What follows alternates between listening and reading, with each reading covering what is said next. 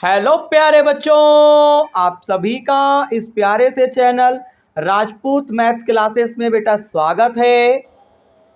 तो बेटे आज की क्लास में हम लोग कक्षा 10 की भौतिक विज्ञान में जो हमारा पहला पाठ है प्रकाश का परावर्तन तथा अपवर्तन, जिसके अंतर्गत आज का बेटा हमारा जो लेक्चर है वो बेटा लेक्चर हमारा 5 है। बेटा आज का ये लेक्चर कौन सा बेटा हमारा ये 5 है। तो बेटे लेक्चर 5 में महत्वपूर्ण टॉपिक के बारे में समझेंगे। इससे पहले की वीडियो में हम लोगों ने लेक्चर 4 तक के टॉपिक के बारे में समझा था। मैं आपको एक एक टॉपिक का डिस्कस करता हूं आज की क्लास में, यानी आज हमारा 5वां लेक्चर है इस पाठ का। इसके अंतर्गत बेटा हम लोग महत्वपूर्ण टॉपिक के बारे में बेटा हम लोग समझेंगे।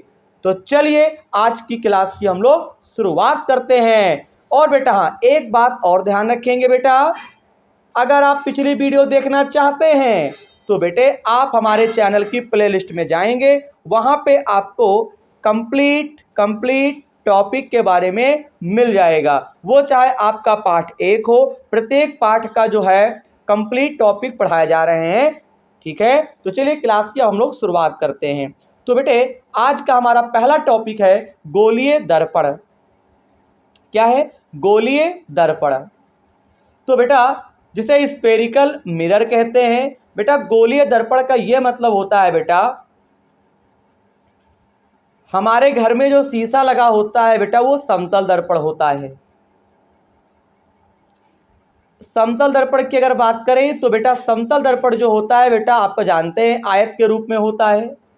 दूसरी चीज बेटा अगर हम बात करते हैं गोलीय दर्पण की, तो बेटा कुछ दर्पण हमारे दैनिक जीवन में जो होते हैं वो गोल होते हैं। बस केवल बेटा वो क्या होते हैं, सर्कल नुमा होते हैं, वो गोलीय हो गया। अगर वो आयत के रूप में है बेटा वो क्या हो गया, समतल दर्पण हो गया। अब बेटा यहाँ पे आपको एक बात जाननी पड़ेगी, वो ये है गोलीय दर्पण। तो गोलीय दर्पण क्या होता है? गोलीय दर्पण कांच के खोखले गोले का काटा गया एक भाग होता है, जिसके एक तल पर, क्या बात समझ में आई? गोलीय दर्पण जो होता है बेटा वो कांच के खोखले गोले का, यार सिंपल सी बात है बेटा, कोई खोखला गोला है और उससे क्या किया गया बेटा, काट दिया गया। जैसे मान लो एक काम करते हैं, रुको बेटा, ये मेरे पास कांच का खोखला गोला है और मैंने क्या किया, यहां से इसे कट करके मैंने इतना भाग ये निकाल लिया। बताओ, इतना भाग हमने क्या किया बेटा, हमने निकाल लिया। जैसे कि देखिएगा, एक मिनट बेटा रुके रहिए। देखो ये मेरा पास खोखला गोला है। अब मैंने ये क्या किया, ये लाल वाला आपको दिखाइए, मैंने इतना भाग निकाल लिया। तो वही यहाँ पे बेटा समझाया जा रहा है, गोलीय दर्पण कांच के खोखले गोले का काटा गया एक भाग होता है, एक भाग हो गया, जिसके एक तल पर पारे या चांदी की कलई, बेटा कलई का मतलब होता है पालिश, पारे या चांदी की कलई ब्रैकेट में पालिश करके उसके ऊपर आयरन ऑक्साइड का लाल पेंट कर दिया जाता है। और दूसरा तल बेटा क्या होता है, परावर्तक होता है जो चमकदार होता है। देखिए बेटा इसका क्या मतलब हुआ, देखो बेटा ये तो पता चल ही गया कि गोलीय दर्पण कांच के खोखले गोले का काटा गया एक भाग होता है।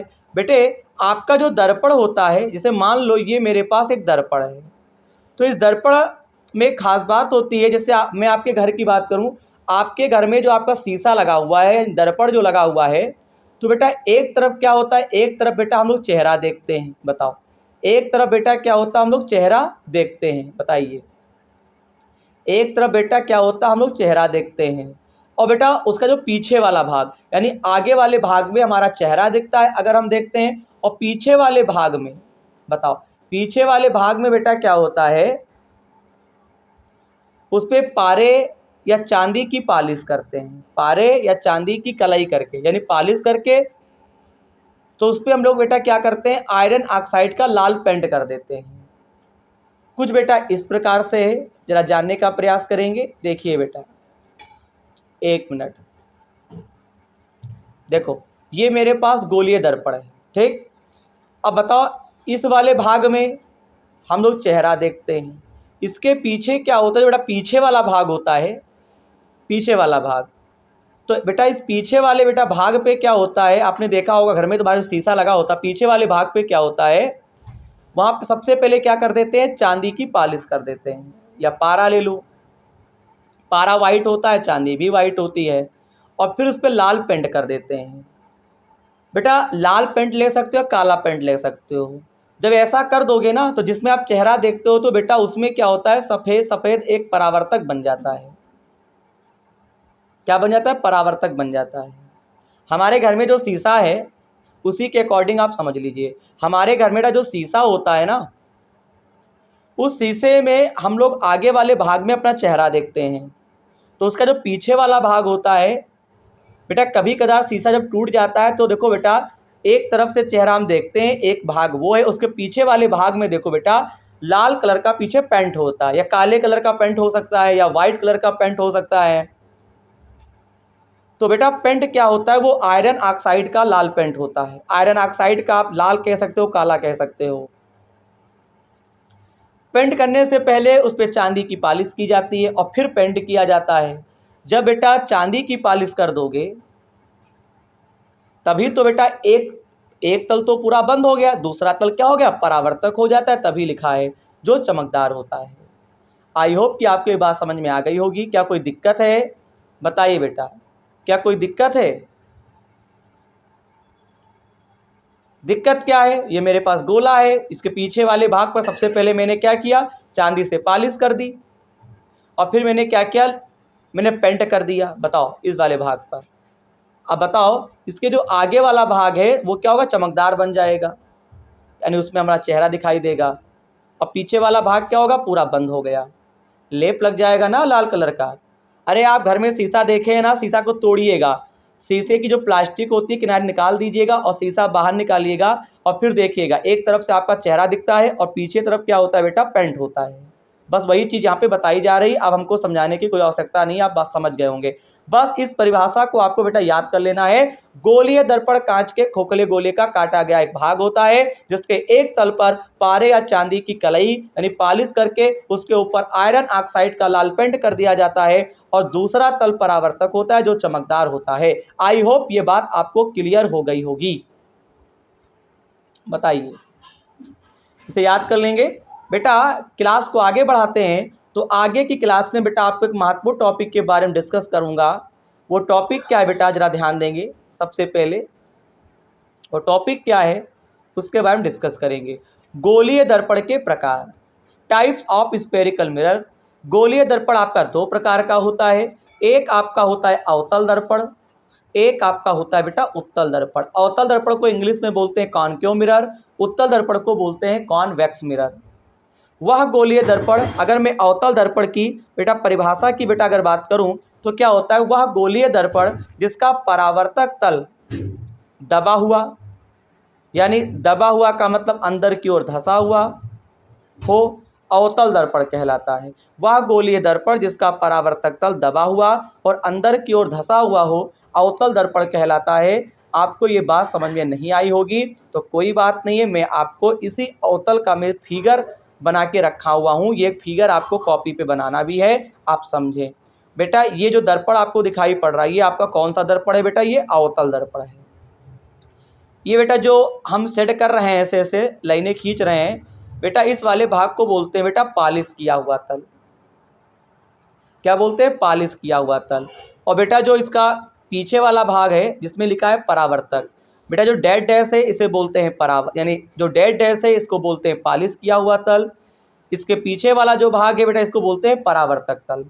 जैसे मैं आपके सामने एक चित्र बना के दिखाऊं, जैसे बेटा ये मेरे पास अवतल दर्पण है, देखो बेटा ये अवतल दर्पण है, तो मैं जो डैश कर रहा हूँ देखो इसको बोलते हैं पॉलिश। तो बेटा पॉलिश उभरे के ऊपर ही तो है बेटा, उभरा समझते हो नहीं समझते हो, यानी उभरे के ऊपर पॉलिश है, और दबा हुआ बेटा, दबा हुआ, दबा का मतलब ये होता है, दबा हुआ बेटा क्या है बताओ बेटा, जो ये जो बेटा आप समझ नहीं पा रहे हैं बेटा, बताओ, सोचने वाली बात है बेटे। लो अच्छा आप समझो, ये जो मैं डेड डैश कर रहा हूँ बेटा इसको क्या बोलते हैं, पॉलिश किया हुआ तल। क्या बोलते हैं, पॉलिश किया हुआ तल, ये पॉलिश है। दूसरी चीज जो इसका दूसरा वाला भाग बेटा है बेटा, ये क्या दबा हुआ है, यानी जो परावर्तक तल होता है दबा हुआ है। बताओ, अब बात समझ में आ गई। उभरा का मतलब इसे बोलते हैं, दबा का मतलब आप समझ गए होंगे। तो वही यहाँ पे समझाया जा रहा है। ऐसा कहीं पे आपको अगर दर्पण दिख जाए, शीशा दिख जाए, तो समझ जाओ वो अवतल दर्पण है। वो क्या है बेटा? वो अवतल दर्पण है। तो वही बेटा परिभाषा में आपका लिखा भी है।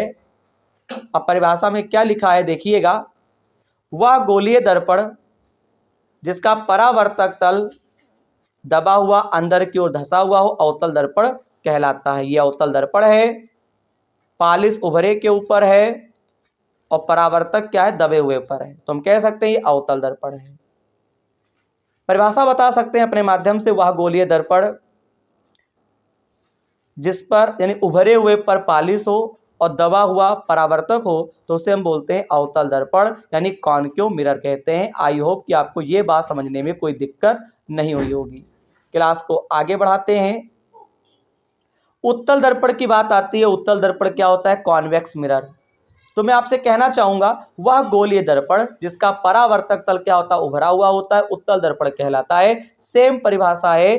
मैं चित्र बना के यहाँ पे बेटा मैंने चित्र बना के रखा हुआ भी है, देख सकते हो। इस बार बेटा क्या दिख रहा है आपको? दबे हुए पर क्या है बेटा? डैश डैश है, इसको बोलते हैं पालिश। और उभरा हुआ बेटा, जो उभरा हुआ है ना, ये उभरा हुआ, इसको बेटा क्या कहेंगे? परावर्तक कहेंगे। इसको क्या कहेंगे मेरे लाल, मेरे बबुआ, मेरे हीरा मोती? इसको बोलते हैं परावर्तक। ये जो डैश डैश है इसको बोलते हैं पालिश किया हुआ। सेम परिभाषा है अवतल और उत्तल की, थोड़ा एक दूसरे के अपोजिट हैं। आपको समझने में जरा से भी तकलीफ नहीं होगी। वह गोलीय दर्पण जिसका परावर्तक तल, अगर परावर्तक तल दबा हुआ है तो वो अवतल दर्पण है। अगर परावर्तक तल दबा हुआ है, पालिश उभरे के ऊपर है, तो अवतल दर्पण है। और अगर हम बात करते हैं, अगर परावर्तक तल उभरा हुआ है और पालिश दबे हुए पर है, तो हम कह सकते हैं उत्तल दर्पण है। ये दोनों चित्र आपको अपनी अपनी कॉपी पे आपको बनाना है। मैंने यहाँ पे बना के रखा हुआ है। सबसे पहले क्या करेंगे? आप परिभाषा करेंगे। परिभाषा हो जाने के बाद